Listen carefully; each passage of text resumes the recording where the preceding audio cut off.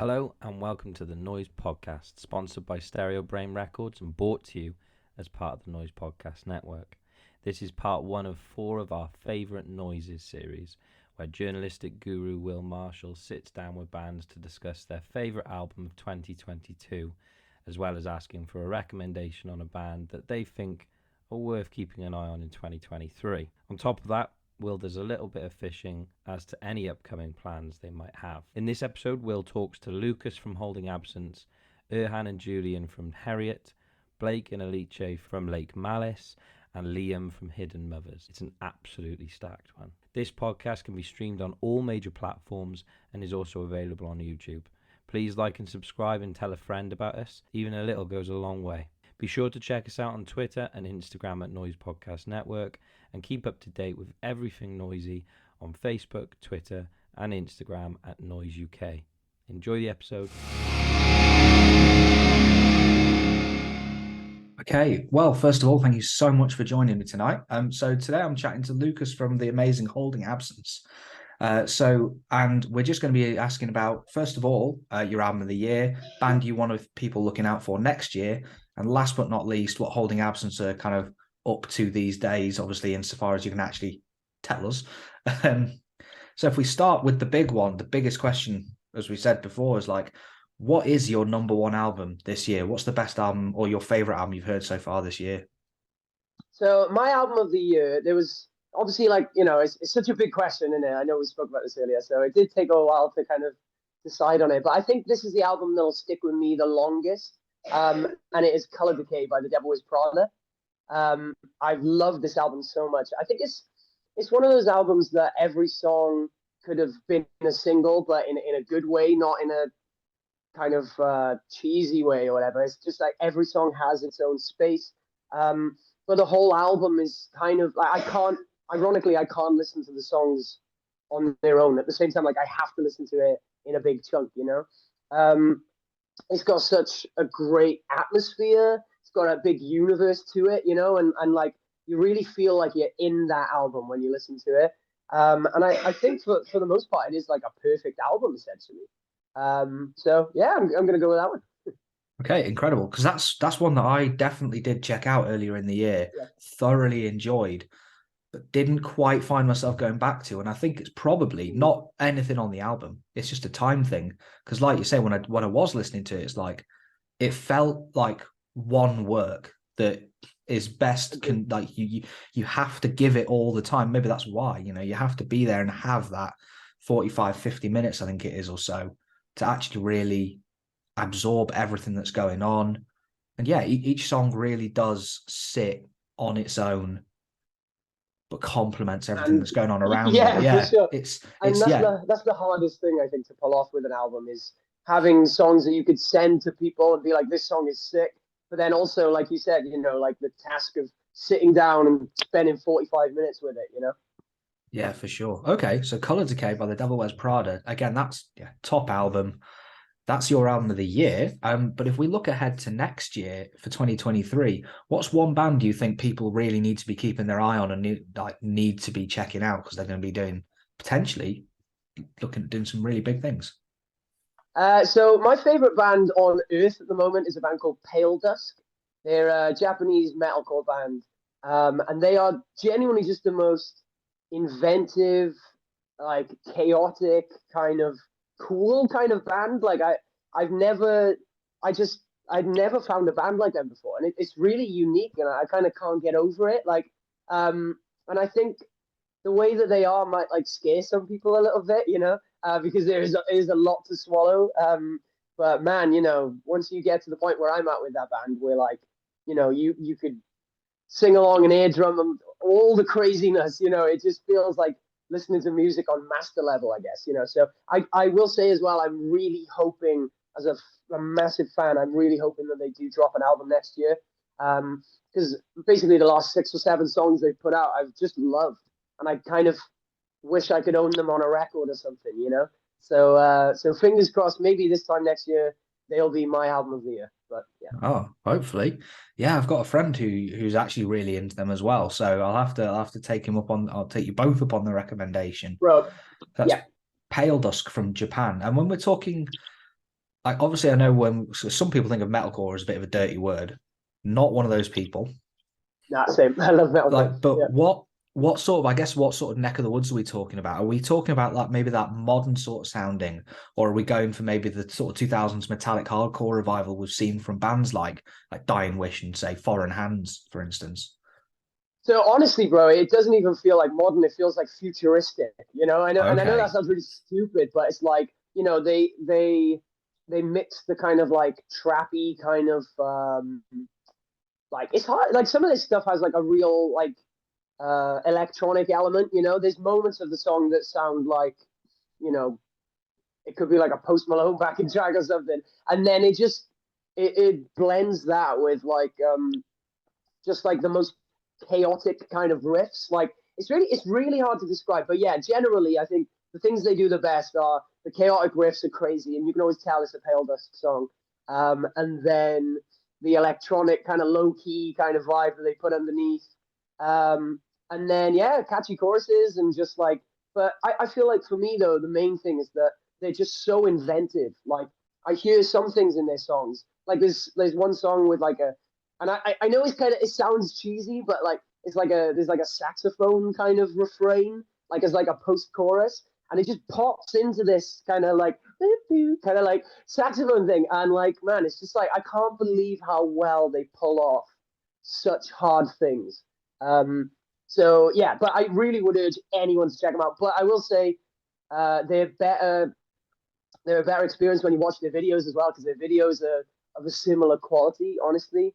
And also, I'll also say they are a lot to take in. So, like, if you don't get it first, just like give it another go, you know? Yeah, give it a few attempts. Because when you say like the chaotic electronic elements, the first bands that put me in mind of was bands like Code Orange and Vane FM, who play with electronics in a similar way. Okay, but Paledusk for one like futuristic metalcore. Yeah, Okay, yeah. definitely going to be checking them out after this, I think. And brilliant. So last but not least, this is the bit where you get to shine and sort of talk about what Holding Absence are up to in the next however long you want to, you know, basically next year. What's happening in the world that you can talk to us about? Yeah, obviously the key part of that sentence is what can I say and what can't I say, you know. But we've been very, very transparent that we are working really hard towards album 3 at the moment. I can't really say too much more, but you know, we're a real album band. That's always been our thing, is like, you know, we love the art of making an album. And that's why I love Color Decay so much, because, you know, it was like there's so many nuanced things that are hard to pull off when you're writing an album. So you know, that's kind of where we're at right now, is trying to figure out all the little bits and bobs that make an album special. But the main thing, honestly, you know, anyone who's already a fan of our band will know that we've finally gotten into international touring this year. So you know, doing Australia and America and Europe and places that we've never really been to before. And it was such a great year. We're just going to do it again, I think. So the goal is to just keep going out into the big world and, you know, meeting as many people as we can and playing as many shows as we can. We played 95 shows last year, so we really want to hit 100 next year. So yeah. Amazing. 90, wow. Like, so a I show know. every like 3-4 days 3 effectively, days, which man. is, Yeah, insane. and cap it off 3 different continents, one being the US and the I next being know. Australia. And didn't you And do those like almost back to back? yeah, it was gnarly. We did America, and then because it was cheaper to get returns rather than doing a triangle and going UK, America, Australia, it was cheaper to go UK, America, UK, Australia. So we literally we literally flew back from our first US tour, spent 1 day in a hotel in London, and then flew straight off to Australia as well. So I definitely don't want to do that again next year. But yeah. 2 days in the hotel. Gotcha. Yeah. Okay, amazing. So album 3 is all in the works, generally, and that'll be worked on around your insane touring cycle. Yeah, that's All the right. goal. And then do that again and again until I don't know, I can't anymore. Again. Incredible. Well, thank you so much for your time this evening. Thanks, man. Thank you for having me. I appreciate it. Perfect. So thanks again so much for joining me this evening. And the first question is, what is your number one album for 2022? Trying to remember the year. It's hard enough after the pandemic. In my head, it's 2021 for some reason. No idea why. 2019. So my favorite album of the year, personally, and it's been like that for a few years now. So I really struggle to move that person out of the mix of what I listen to. But it's definitely Crash from Charlie XCX. Nice. I just cannot find something that I don't like that she drops. Usually, every body of work that she's done, especially in the last few years, have always been, great from the first track to the last one. Just can't find one track that I don't listen to. So it's one of those albums that, to me, it's just easy to listen to from start to finish. And she managed to blend in, lots of the a bit of extreme sounds of the hyper pop culture into her album, but also kind of influences from, True Romance and like, was it True Romance or Bad Romance? No, True Romance.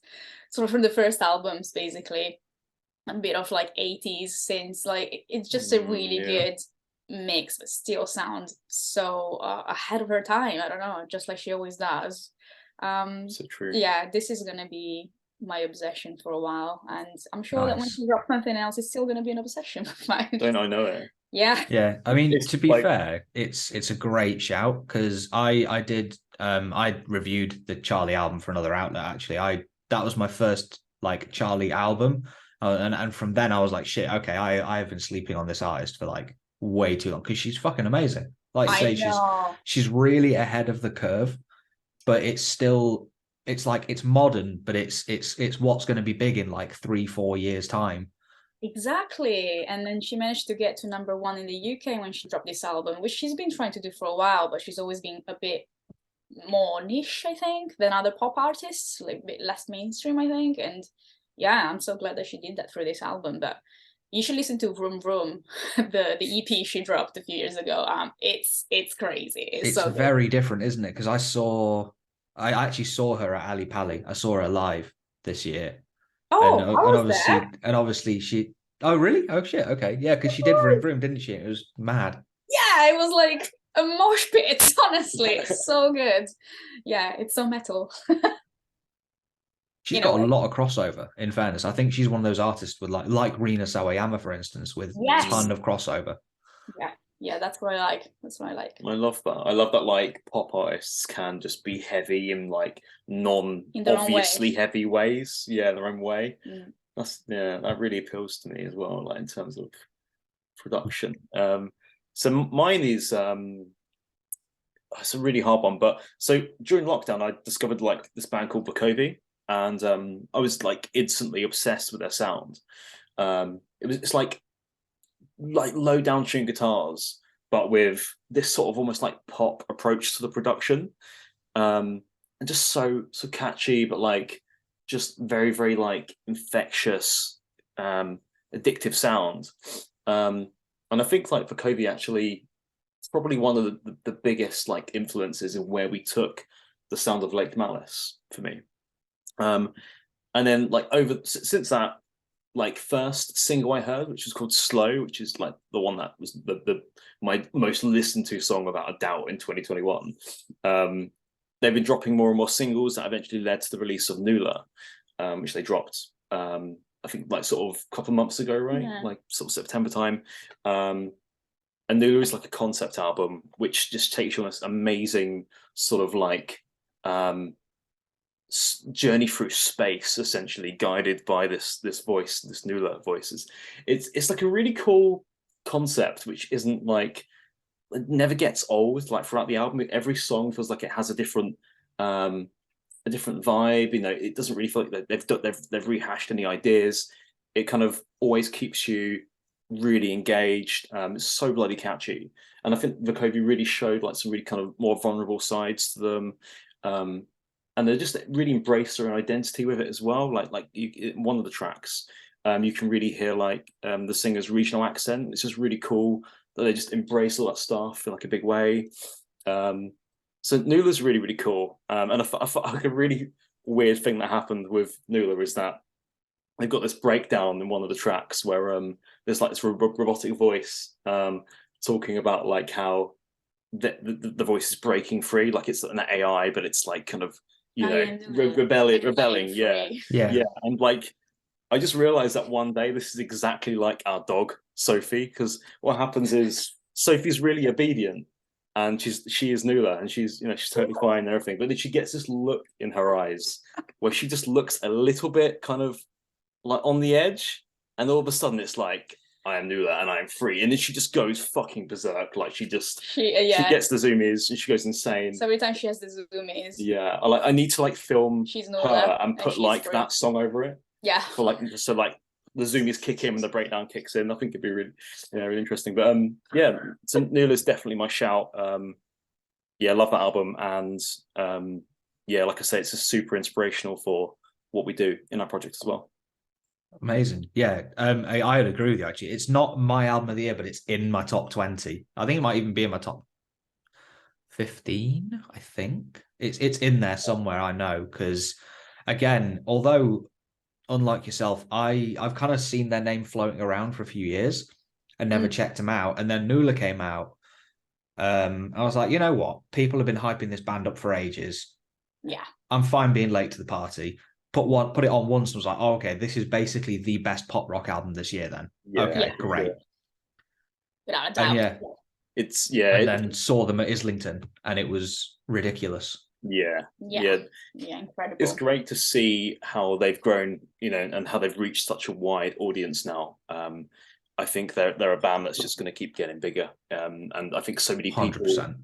Yeah, I think a lot of people discovered them like I did during lockdown as well, from like who I've spoken to. It's kind of it was one of those bands that actually just kind of got me through lockdown in the way. It kind of it was the music that really just sort of like just kept me inspired as a musician. Yeah, you introduced me to them actually. Yeah. Really grateful. Thank you. Sick. Amazing. Yeah, no, two great shouts. And yeah, I'm a big fan of the Vukovi record as well. So for the next one, the second question is, who's your pick for a band that people should be looking out for doing big things like checking out in 2023? Shall I go first? Sure. Okay, so my pick is a band called Softcult. And I discovered these guys like literally 2 or 3 weeks ago. It's one of those ones where like you just see lots of people posting about them. It's like kind of lots of word of mouth going around. You like just kind of cave in and go, right, what they're about, let's check it out. Instantly hooked. Like for me, like my listening taste is super weird. It's not generally like metal-y stuff. Like I love metal, but I feel like I've had like kind of like so much metal in my time that I'm kind of like enjoying exploring sort of the softer side of things. Like I love this artist called Phoebe Bridgers as well. And what Softcult do is that they kind of bring in that sort of like ballady country sounds, but it's almost like packaged in this like almost more Loathe-esque Paris kind of thing that's going on. Like the sound is so infectious. Production's so nice, and the songs are just so well written that I think these guys are going to be absolutely huge. I mean, they only started the project, I think literally the beginning of this year. So they're definitely new, aren't they? But they've crossed my desk a few times, and they're still on my go listen to this list. So this might just be the kick I need. Do it, man. Yeah, just dive straight in with like their top listened to songs and Spotify, and just let it go through. Like they churned out so much music this year, but it's all great, and they've just such a refined sound. I think like so many people love that sort of like Phoebe Bridgers sort of sounds, like the sort of really quite emo ballady stuff, but to be packaged in that sort of like soft rock but huge like chorusy guitars, really haunting reverbs, hence like the sort of the Loathe kind of like references. It's just really cool, and like it makes like the hairs on my neck stand up when I listen to it. I can't wait for them to come over to the UK again. I'll definitely be at a show. So yeah, I can't recommend them enough. Like I think, yeah, if you're into those sort of things that I mentioned, influence wise, you'll get on with them really well, I think. Amazing. Okay, Softcult. Alice, what's your pick? Blake is so good with words. I think I'm just going to be very, very quick. It's not true at all. I think. Do you mean I just speak too much? No, I'm so good at saying lots of words. Okay, no, I didn't say that. Mine is Knife Bride, and the reason is it's just good to keep an eye on, bands that are doing lots of things in the same scene. And I did notice them because they played the RAP stage as well, Download Festival last year, like we did.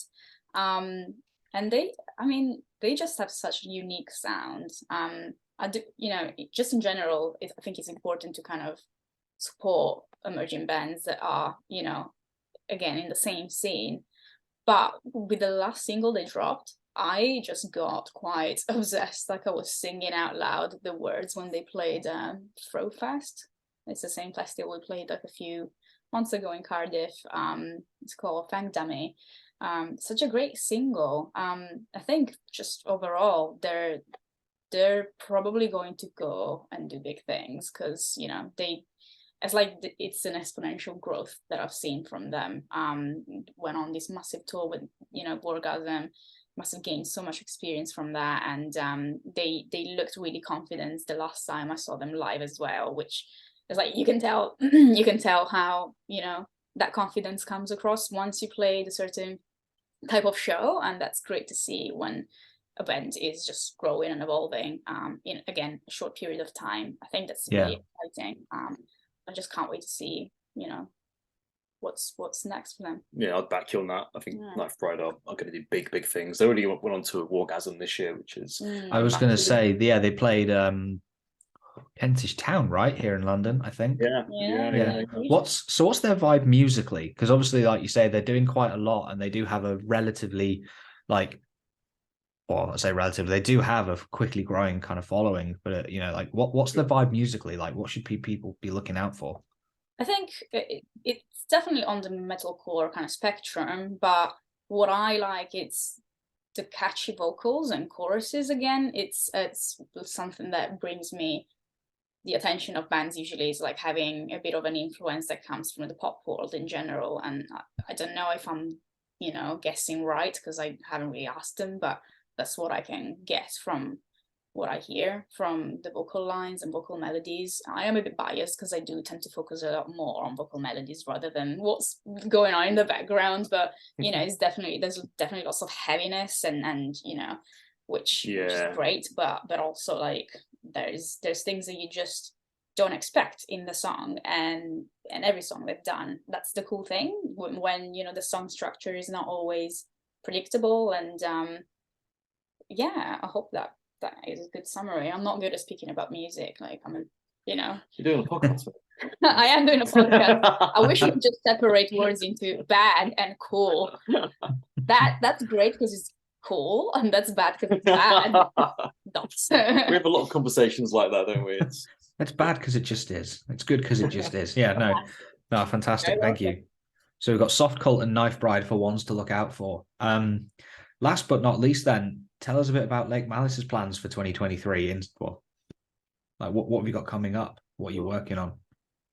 So we're definitely off to releasing lots of music. We are really close to getting a body of work done. I don't know if this body of work will be an EP or a mixtape. It's still kind of up for discussion, but I can definitely tell that there is lots of material that we look forward to sharing, and it sounds even more. We've pushed, I think the things that we've hinted at we like doing, the sort of the pop sort of hyper poppy stuff, but also like the sort of the heavier side of things, but also I think we're just taking basically every influence that we have, aren't we, and throwing that at it. Just going through really what we really liked and thought, why don't we try and incorporate this into the songwriting process. So, you know, It's that's hard to put your finger on the sound, isn't it? Now I'm thinking about it, I'm like, it's got so much weird stuff going on. Kind of sounds like you're hinting at like Charlie XCX forms a metal band. It's like, imagine, yeah. it's always going to be like I that. think With it's like, it's like Charlie XCX, Linkin Park, and Spirit Box had some sort of weird child. yeah, sort of love child, and Yeah, and that's I mean, weird. it's, Quite it's child. definitely weird, and we're quite excited about it though. Like, I think it's the best stuff we've written, without a doubt. Yeah, and besides that, we've got a few minor festivals confirmed, but the big milestone for us is definitely going to be Download Festival 2023, which is just massive. Like, it's going to be huge, isn't it? Because it's like, it's weird to say it. It's weird to even say I'm playing Download. It just sounds weird. Yeah, I can't process that we're playing it. Yeah, it's just one of those dreams come true here. moments. Yeah. Massive imposter syndrome. Yeah, we went to the like the Download launch event last month, and it was super surreal just to see our name like on this giant projection screen, and they like kind of announced the lineup in real time, you know. So they had this video playing, and the lineup kind of came out, but then it went on socials at the same time, and like both our phones were just going mad from like friends that we haven't spoken to for like years, like school friends. Was like, dude, your band's playing Download. What the hell? Like, what is going on? It was. Yeah, you just stood there going, "Hey, we know that." Oh shit, that's because it's us. Exactly. Yeah, pretty much that was the reaction. Everybody in the room turning around, like, "Oh, so you are playing?" I was like, "Am I?" So yeah. Believe it when I walk off stage after the set. Exactly. Yeah. It won't sink in until closer to the time, I'm sure. But it's hard to process. But yeah, we'll be doing that. We've got some really cool UK festivals that we're playing. We can't announce them just yet, and we'll be sure to be on the road, I'm sure, like throughout 2022, 2023. Yeah, 2023. Oh yeah, that's next year. Yeah, next year. You've already toured in 2022. You don't want to travel back and. I think I left my brain on one of those tours, to be honest. I'll do it all over again. It was a good year for us. So. Yeah, we're addicted to touring now. We just want to go back out on the road as soon as possible. And I'm sure we can't have anything that we can actually announce yet, but we'll be sure to let you guys know as soon as we do. And we'll have this whatever it is, this EP or mixtape to promote. So we'll be out there, I'm sure. There'll be touring, out there touring as much as possible. New material, new shows, new scenery. Absolutely. Download. Yeah, it sounds exciting as hell. So can't bloody wait. Yeah. Amazing. Okay, well, again, thanks so much for your time this evening. Thank you so much, Will. Thank you, Will. Cheers.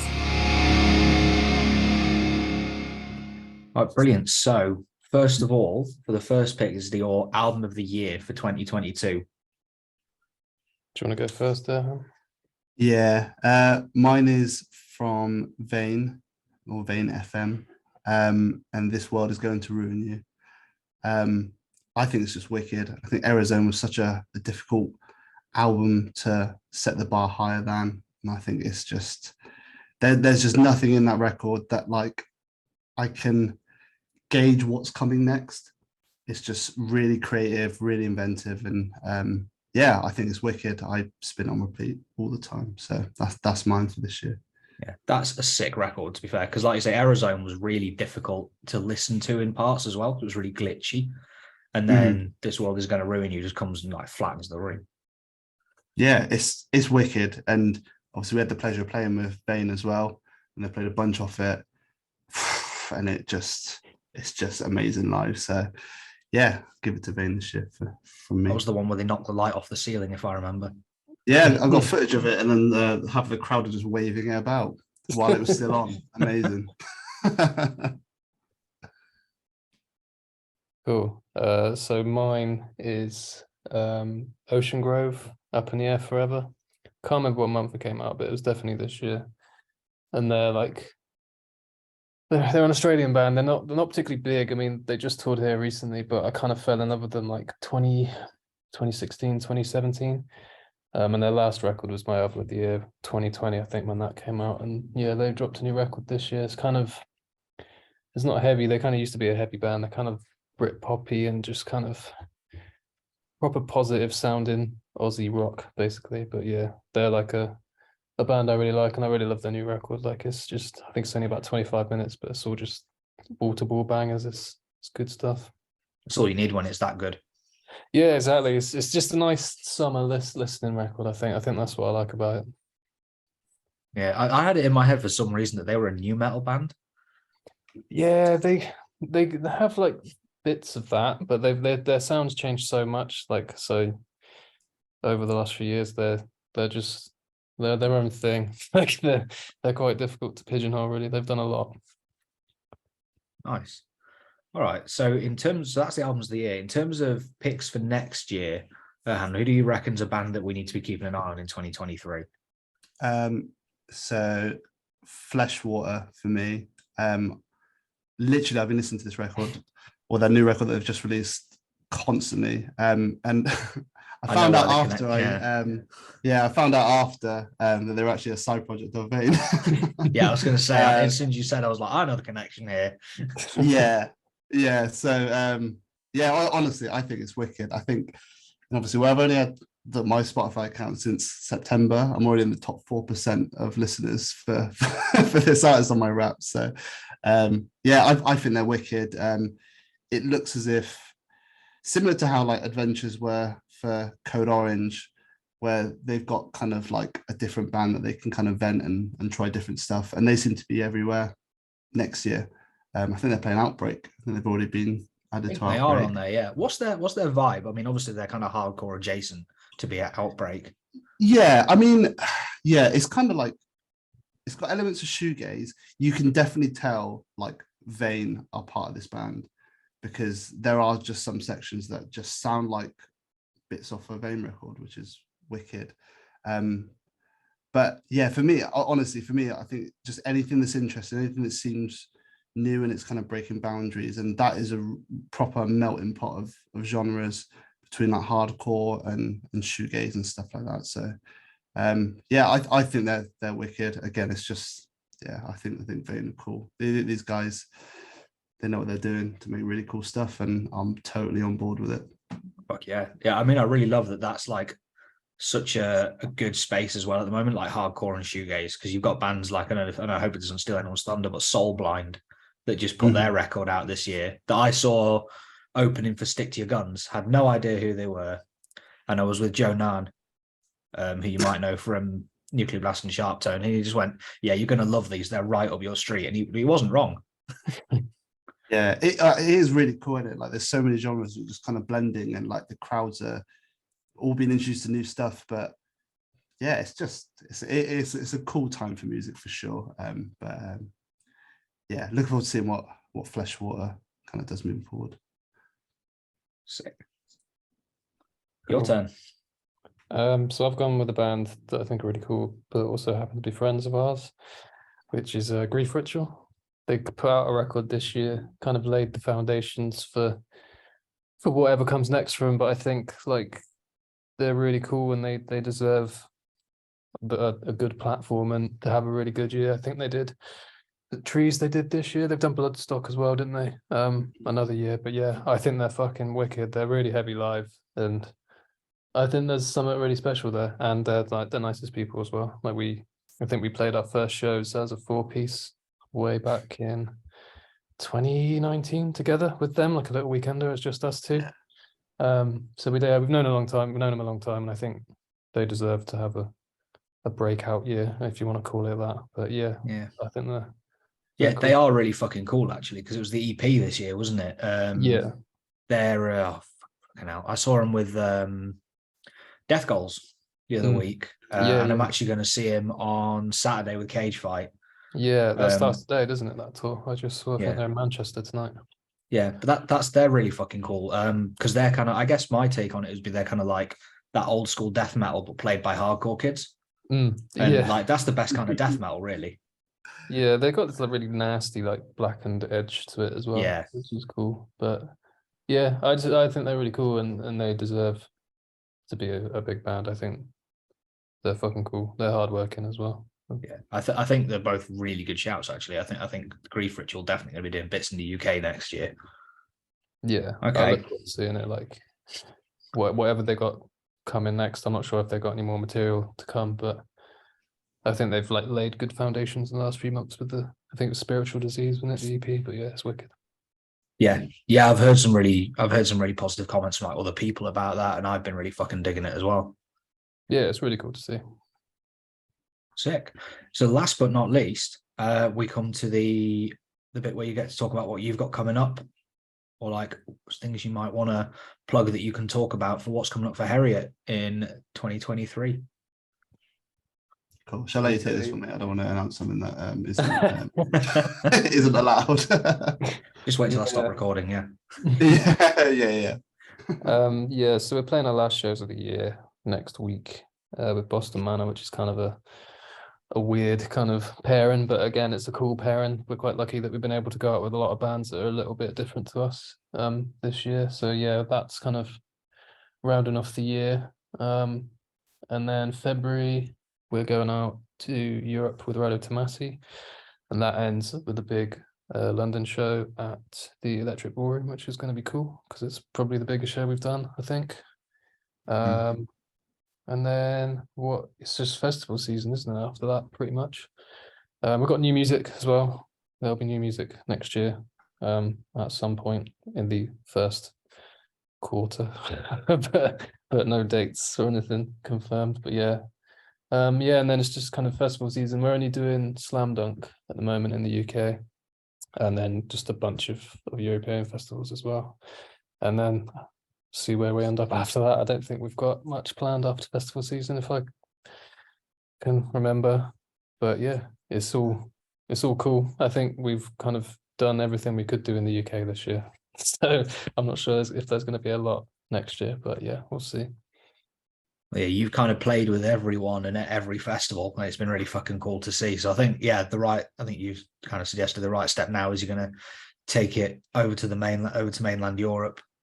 Yeah, that's exactly the plan. I think start battering their eardrums a bit. Yeah, it's a whole new audience, isn't it? So it's going to be cool. I mean, we went over for Soul Crusher a few weeks ago. That was the first time we went over to Europe, and it was nuts. So I think we kind of got us a little bit more excited for the actual European stuff. Yeah. All right. Well, thank you ever so much for that, for your time tonight. No problem. Thanks for having us. Mate.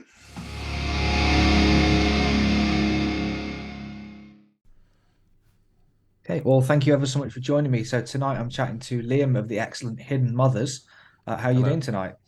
Yeah, I'm really good, thank you. I've, in the festive spirit as it gets to that time of year. So yeah, feeling pretty good. Amazing. So you're joining us tonight, first of all, to talk about a few bits, because obviously it's that time of the year. So as musicians, journalists, and just generally people in the music world, we always put ourselves through the absolute torture that is looking at everything we've listened to that year and going, what did I like the most? Which is a fairly impossible choice over the last few years. Yeah. So if we start with probably the biggest question of the evening, first of all, what is your number one? What's your album of the year for 2022? So all of this year, I've been having an argument with myself about whether it was They Fear Us by Ithaca or Heavy Pendulum by Cave In. And then my Spotify Wrapped came out, and it's clearly Ithaca because I've just absolutely rinsed that record. I was a fan of them anyway from the previous record and from the early EPs that they did and stuff a good few years ago, but I just feel like they've hit another level with that latest album. It's incredible. It's definitely my album of the year. They are so easy to just rinse over and over, aren't they? Even in such a dense, combative album, because that's up there for me. I think I've ranked it as like my third, fourth album, maybe. I think it's so easy to rinse because all of the really savage stuff is like front loaded, and then there's a kind of a few more chill tracks, and especially that last track that the name of has completely Hold Be Held is so like chilled and sad and just like kind of sparse that you're ready for a kick in again after that's finished, and you can just kind of start back at the beginning again and go through the whole process all over again. So, I guess in that sense, it's pretty perfectly paced in that because Hold Be Held is like one of the best songs I've heard this year. I think it's just it's fantastic. Jamila's voice on that and how different she sounds and how good she sounds. Yeah, I mean, I've always really liked her voice, but like, not that I thought her clean vocals weren't good on the last album, but they're miles better on this record. Like, she's really come a long way as a singer as much as a screamer or whatever you want to call it. Yeah, I just think the whole thing's great. It's riffs for days, and then they make you cry at the end, and then just put it on again, and just on. Yeah. Not only her coming along leaps and bounds vocally, but I think the whole band is like just there's because you're right. Like the first, like the language of injury is by no means bad. Like No, it's great. it's a good if not great metalcore record. Very, very like the first time I saw them was on that album cycle at Arctangent. And I just remember, having my mind blown, going, "This is insane. This is incredible. They're incredible." And then this new one is like, it feels like it's taken this huge step up in every regard, like, and the amount of thought that's gone into it, with like the art, the actual artistic like direction behind it. It's the imagery. It's they've thought of everything. Yes. Yeah. I think that like I saw them at that same Arctangent show that you saw them at, and like I loved that, and I've seen them a bunch of times. But if you'd have said to me on their next album they're gonna have like a Bon Iver type kind of stripped back electronic song with gospel singing in it, I'd be like, no, they're not. No, they're That's not. Ridiculous. And yeah, here we are. So yeah, here they are. They've not only done it, but they've nailed it. Yeah, smashed Yeah. it. So good. Fantastic. So that's Ithaca, They Fear Us as your album of the year. Can't 100%. really disagree with that at all. Looking ahead to next year then, what do you think people are going to be, not necessarily, what do you think people should be getting on board with now ahead of next year? Who's going to be doing big pieces next year, do you reckon? Am I allowed to say more than one band? Or do you just want If you've one? got more than one, that's great. Let's start with like the big one though, or like your main one, I guess. Well, the main band that I wanted to shout out is a band from Manchester, which is just up the road from where we are in Sheffield, called Pleiades, who have just put a single out. It's wicked.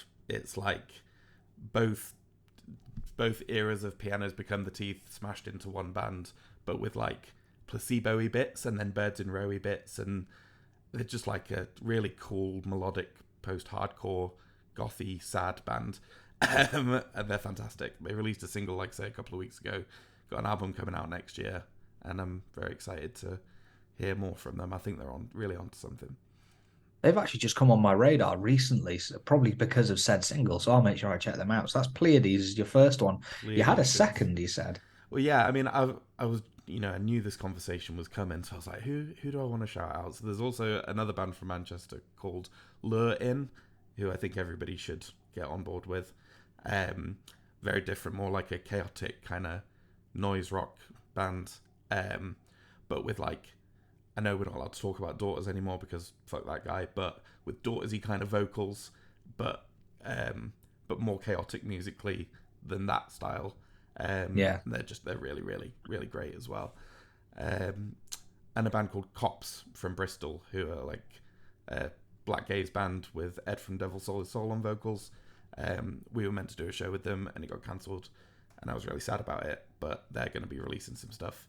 So I think those three are bands I think people should be checking out. Yeah, definitely agree. Although the other two are like familiar names, if not musically, Cops I'm all in on because they're really fucking good. That Mara Mondram, and I remember talking to a friend about it at the time because like I'm a big fan of Loss. Like that's an incredible record. It feels like Cops spun off some of the blackened bits of that and then did its own thing as well. Yeah.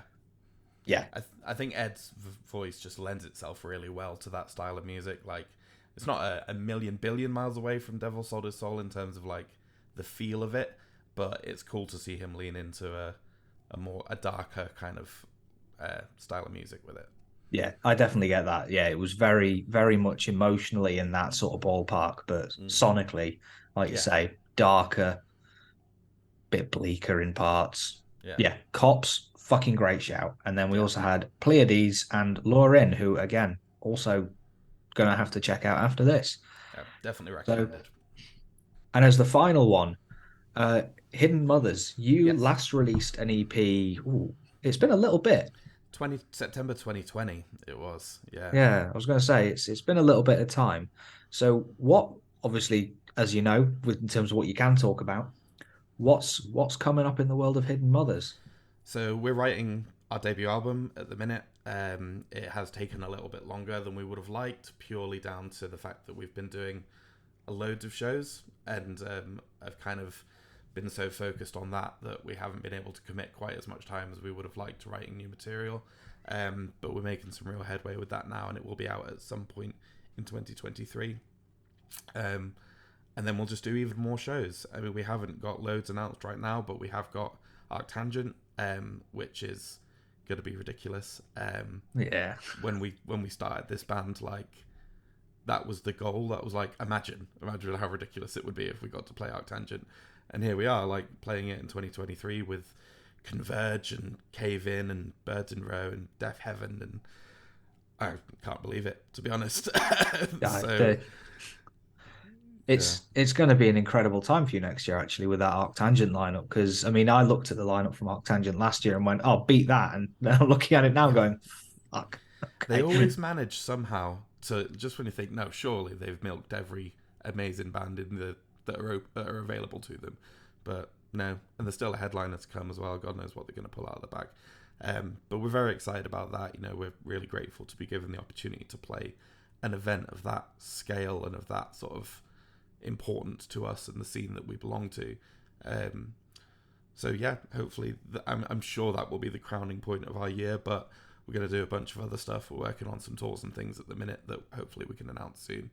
So yeah, new music, loads of shows, just trying to carry on and stop milking the same 4 songs we've been milking for the past 3 years. That is all we've got recorded.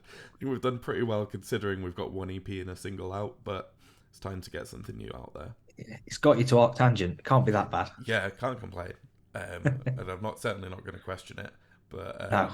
I think we've done about all we can on the back of 1 EP, so it's definitely going to be really good to get some new stuff out there. Stylistically, it's you know, in a similar vein to what we've done before, but we've certainly added a lot more influences that we maybe didn't show quite as much last time around. So hopefully people will like it and think it's interesting. Nice. Yeah, keen for that. Looking forward to it. Okay, well, thanks again so much for your time this evening. Absolutely fine. Thank you for having me.